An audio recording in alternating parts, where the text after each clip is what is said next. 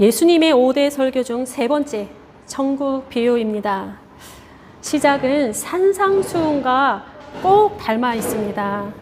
예수께서 산에 올라가 앉으시니 제자들이 나아온지라 하면서 산상수훈이 시작하는데, 천국 비유 말씀은 예수께서 바닷가에 앉으시니 큰 무리가 나아온지라 라고 하면서 시작을 하고 있습니다. 굉장히 많이 닮아 있습니다. 산상수훈은 산에서, 천국 비유는 바닷가에서 이야기를 하십니다. 비유는 어떤 지식이나 사상의 전달이 아니라 통찰력을 요구하는 그러한 언어입니다. 비유는 그 자체로서 목적을 담지하면서도 동시에 은폐되는 특성이 있습니다. 비유는 이 숨겨진 것에 대한 실마리를 포착해야 되고 또 감추어진 것을 발견해야 되기 때문에 비유는 들으려 하는 것과 또 보려 하는 것이 굉장히 중요합니다. 그래서 본문에 인용하신 이사야의 말씀을 우리가 새롭게 읽는다면 눈으로 보려 하고 귀로 들으려 해야 마음을 깨달아지고 깨달은 마음이 예수께로 돌아가서 또 고침을 받을 수 있습니다.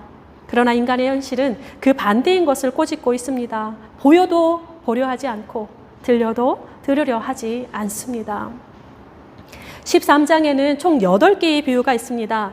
7개는 천국에 관련한 것이고 1개는 천국의 제자에 대한 것입니다. 또 천국 비유 7개는 크게 2개로 또 갈라집니다. 순서대로 앞에 6가지는 천국 비유고 마지막 1개 그물 비유는 천국 비유이긴 하지만 세상의 마지막에 대한, 세상 끝에 대한 비유로서 앞선 6개와는 조금 결이 다릅니다. 오늘 우리는 앞선 6개의 그 비유를 하나의 이야기로 우리가 보려고 합니다. 인상적인 것은 가르침을 마치신 예수께서 고향으로 가시고 거기서 배척받는 내용이 또다시 거론이 되면서 13장은 종결이 됩니다. 예수님을 배척하는 이야기는 10장의 제자 파송 설교에서부터 계속해서 언급이 되고 있는데, 생면부지의 사람들보다 친숙한 관계 그리고 익숙함이 보아도 보지 못하고 들어도 듣지 못하는 거치는 돌이 되고 있습니다.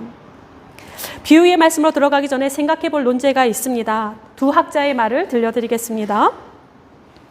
비유의 의미를 발견하려면 거기에 스며든 우위를 떼어내야 한다. 요하임 그닐카의 지적입니다. 두 번째, 예수의 비유에 대한 오늘날의 연구는 부활절 이후에 교회 상황에 맞추어 재해석되었다. 원래 비유들은 풍요적이지 않았으며 한 가지의 논점을 주장한다. 예수의 의도를 알아내기 위해서는 비유를 휴대의 상황에 재적용하기 위해서 고안된 풍요적 해석을 제거할 필요가 있다. 천국의 비밀들은 가르쳐지는 것이 아니라 계시되는 것이다. 더글라스 헤어의 말입니다. 그동안 우리 비유의 말씀들은 상당히 우의적이며 풍요적으로 알레고리적으로 해석되어 왔습니다. 특히 오늘의 본문이 모두 다 그렇습니다. 임박했다던 하나님의 나라는 오지 않고 또 한없이 지연되는 예수의 제 이름으로 인하여 초대교회가 위기에 봉착을 하게 됩니다. 교회의 상황에 맞추다 보니 본래의 의미가 더 감추어진 면이 없지 않은데, 지금도 우리의 신앙의 다양한 주제들이 기다림과 떼어놓을 수 없기 때문에 우화적으로 해석하려는 우리의 유혹은 여전히 존재하고 있습니다. 본문에는 분명 비유에 대한 해석 부분이 있습니다. 그 해석 자체가 상당히 알레고리적인데, 학자들은 이 설명이 예수께서 말씀하신 것이 아니라 제자들이나 1세대의 그리스도인들이 제시했을 법한 후대의 해석이라 보고 있습니다. 마태가 이것을 자신의 복음서 본문에 넣었을 것이라 그렇게 설명하고 있습니다. 심지어 자크 엘릴이라는 학자는 이 알레고리적 해석에서, 이 설명에서 비유의 메시지가 의도하는 바가 사라졌다라고 충격적인 결론에 이르기도 합니다. 어쨌든 그렇다 할지라도 이는 1세대 그리스도인들의 증언이기 때문에 다른 서신들과 같이 정경으로서 손상되지는 않습니다. 동일하게 정경으로서의 대우를 받고 있습니다. 어쨌든 우리는 이러한 옷들, 우의적이고 알레고리적인 옷을 벗겨내야 할 필요는 있습니다. 하나님에 대한 우리의 생각, 천국에 대한 우리의 생각이 아니라 숨겨진 예수의 계시를 발견해야 되기 때문입니다. 비유는 도덕적 훈계가 아니고 수수께끼도 아닙니다. 그럼에도 비유가 어려운 것은 드러나면서도 동시에 숨겨지는 그러한 상호작용이 끊임없이 일어나기 때문에 그렇습니다.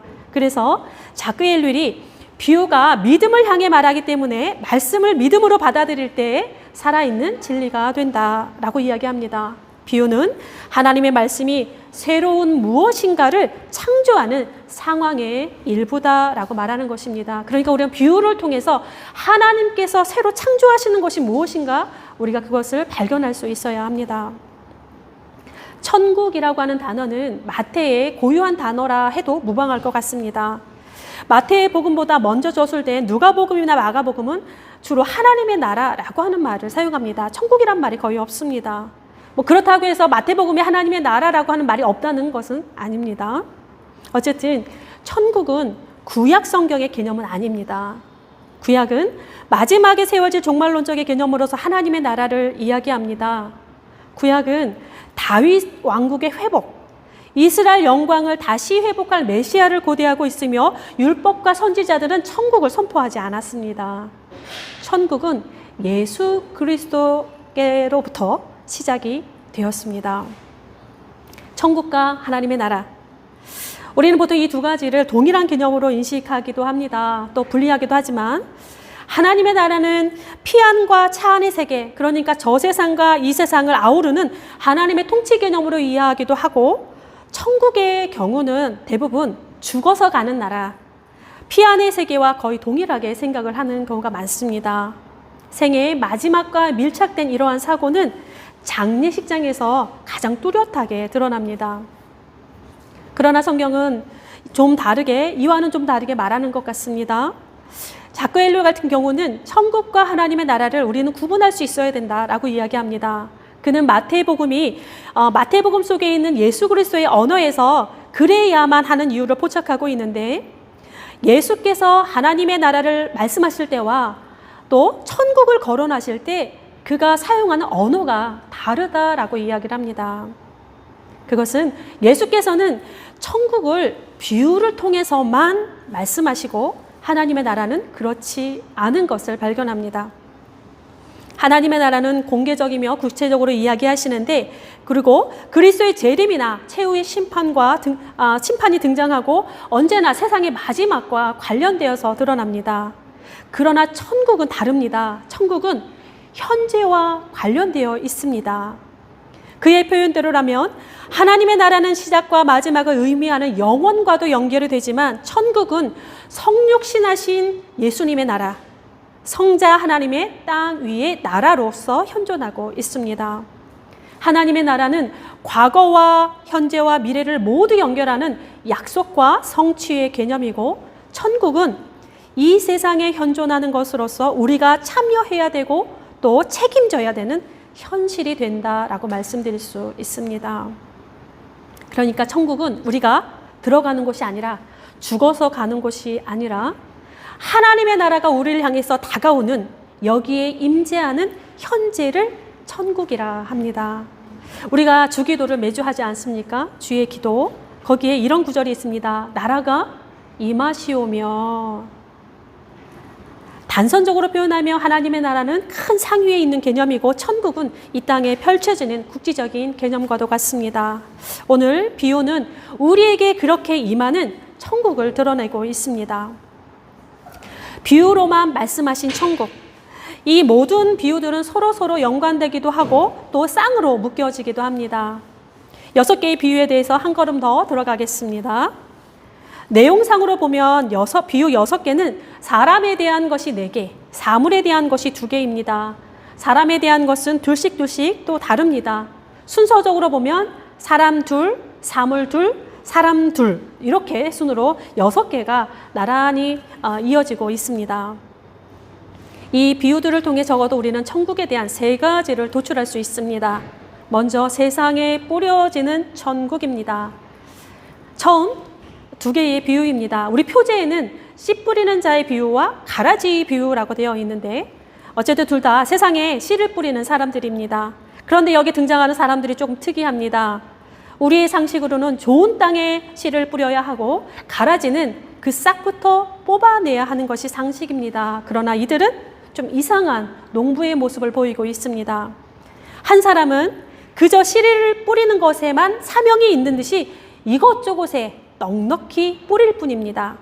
아무데나 뿌리는 것 같습니다. 낭비합니다.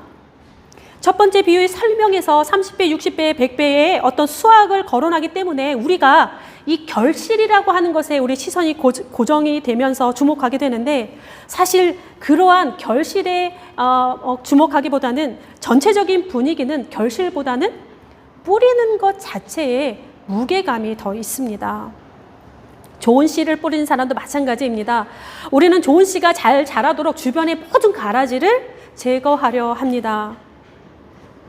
벼농사에서도 보면 벼를 심고 나서 벼 사이사이에 있는 그 잡풀을 제거하는 것을 핏뽑기라 그렇게 부릅니다.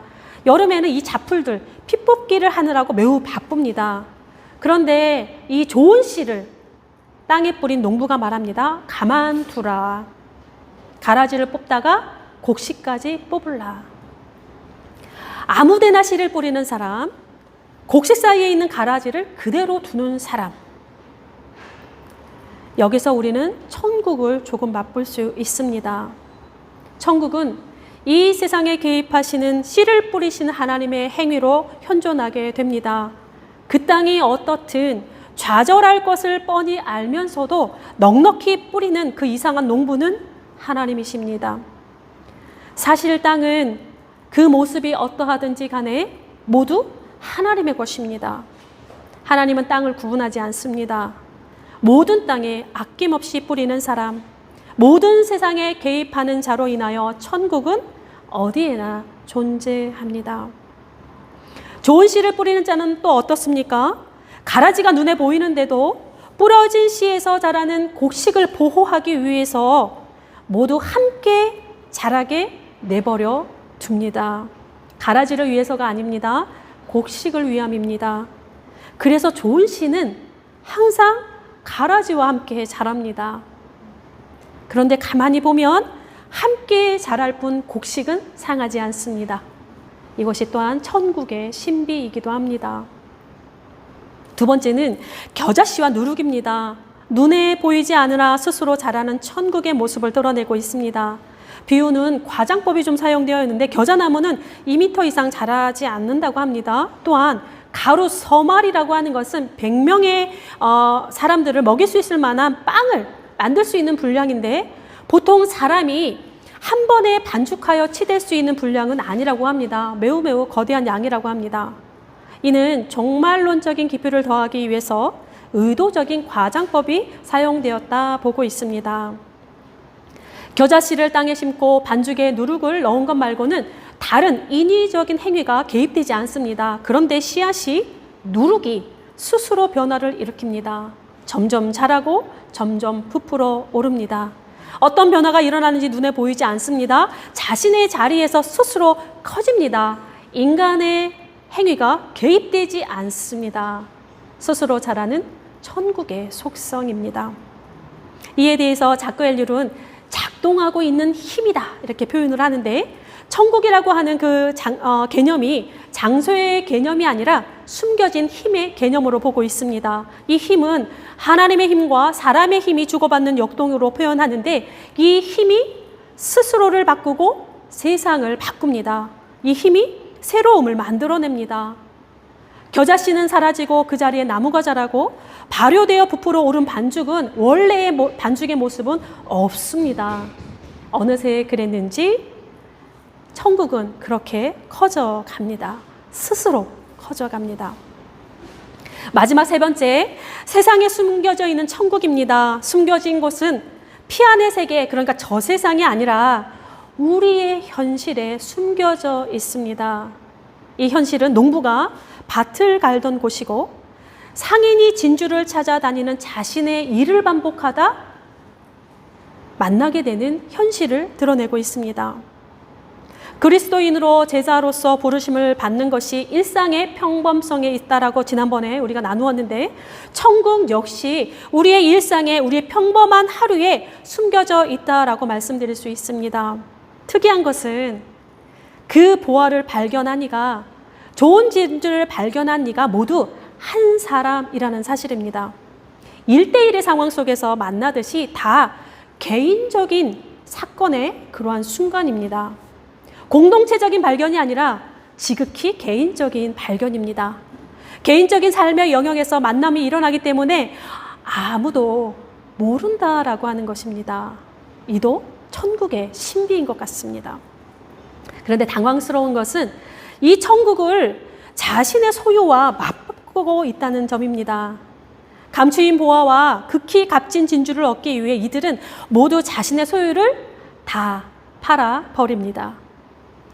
보화를 소유하기 위해, 진주를 소유하기 위해 대가를 치릅니다. 그저 소소한 몇 푼이 아닙니다. 내가 가진 모든 것이라고 하는 엄청난 대가를 치르게 됩니다. 그런데 사실 모든 소유와 바꾸지 않아도 됩니다. 안 사면 그만입니다. 누구도 사라고 다그치지 않았습니다. 그런데 이들이 왜 그렇게, 무엇이 이들을 그렇게 만들었던 것일까? 거기에 보면 기쁨이라고 하는 단어가 나옵니다. 밭에 감추인 보화에 대해 우리는 흔히 물질적인 보물을 떠올립니다. 그 옛날에 난파된 보물선과 함께 바닷속에 앉은 금괴와 같은 그 무엇. 그러나 본문에서의 보화는 꼭 그런 것만 아닌 것 같습니다. 그 보화를 만난 기쁨, 좋은 진주를 만난 기쁨, 그 기쁨이 이들을 움직여가고 있습니다. 보화라고 하는 헬라어 단어는 저축된 것이라고 한 단어입니다. 유대교에서 이 단어는 선행을 의미하는 것으로 자주 사용되게 되는데, 이 선행은 하나님 앞에 쌓여지는 보화로 이들은 생각합니다.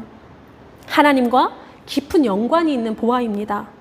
하나님 앞에서 내가 쌓아놓은 그 무엇과 관계하고 있는 그런 보화라고 말씀드릴 수도 있습니다.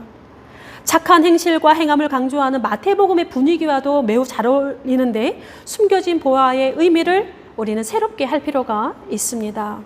아무튼 이 숨겨진 보화, 값진 진주를 발견하게 되는 순간 모든 것이 전복됩니다. 숨겨진 보화를 만난 기쁨, 좋은 진주를 찾아낸 그 기쁨이 이들의 삶을 바꾸어 버립니다. 기쁨이 존재의 변화를 가져옵니다. 삶을 이끌어가는 신념이 달라집니다. 가치의 기준이 달라집니다. 소유에 대한 개념을 바꾸어 버립니다.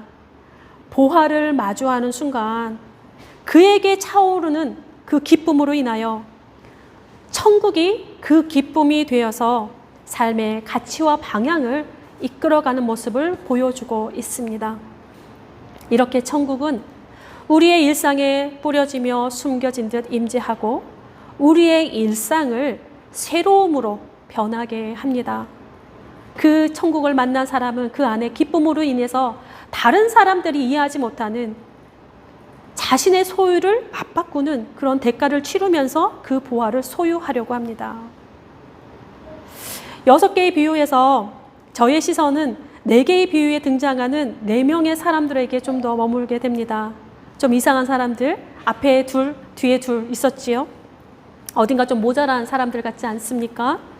조금 어리숙한 이 사람들이 마음을 어루만져 주는 것 같았는데, 땅을 가리지 않고 씨를 아낌없이 뿌리는 사람, 좋은 씨를 뿌리고 그 곡식이 상할까 가라지마저 내버려 두는 기다리는 사람, 보화를 발견한 그 기쁨 때문에 자신의 모든 것을 내어주며 보화가 있는 그 땅을 통째로 사버린 사람, 좋은 진주를 얻기 위해 자신의 소유를 다 팔아버린 사람, 그분이 오늘 우리와 함께 하시는 분이기 때문입니다. 그분이 오늘 우리를 도우시는 분입니다. 그분이 우리를 어제나 오늘이나 사랑하시는 분이요, 별 볼 일 없는 우리를 기뻐하시는 분이라는 사실입니다. 우리 한 사람을 붙잡기 위해 세상을 다 사버린 사람, 우리 한 사람을 위해 사람이 되신 하나님, 우리 한 사람을 살리기 위해 자신의 모든 것, 생명까지 내어놓으신 그 한 사람, 그에게 가장 큰 기쁨이 우리 한 사람 한 사람이라고 하는 사실은 오늘도 변함이 없습니다. 새롭게 해주신 이 한 주간도 우리에게 뿌려놓으신 천국을 발견하실 수 있기를 바라고, 천국을 만난 기쁨이 우리의 삶을 더 나은 가치로 하나님의 나라를 향할 수 있기를 소망합니다. 기도하겠습니다. 하나님 나라를 이미 시작하신 하나님, 그 나라를 맛볼 수 있도록 우리의 삶에 천국을 뿌려 놓으셨습니다. 우리가 좋은 땅이라서가 아니라 좋은 씨를 아낌없이 뿌리시는 당신 때문입니다. 우리의 시간에서 점점 자라가는 천국을 발견하게 하옵소서. 우리의 눈을 열어 보게 하시고 우리의 귀를 열어 듣게 하옵소서. 보화를 만난 자의 기쁨을 우리도 맛보고 싶습니다. 그 기쁨이 우리의 삶을 이끌어가게 하시고 그 기쁨이 우리의 삶의 결을 어루만지게 하옵소서. 지난 한 주간에도 안타까운 소식은 어김없이 들려옵니다. 절망 속에 있는 이들이 주께서 뿌려놓으신 천국을 만나게 하시고 그 기쁨으로 인하여서 자신들의 귀한 생명들을 허망하게 사위지 않도록 도와 주옵소서. 우크라이나에, 아프간에, 미얀마에 주의 평화가 임하게 하시고 집중호우로 어려움을 겪는 이 나라 이 백성을 도와 주옵소서. 천국이 되신 예수 그리스도의 이름으로 기도드립니다. 아멘.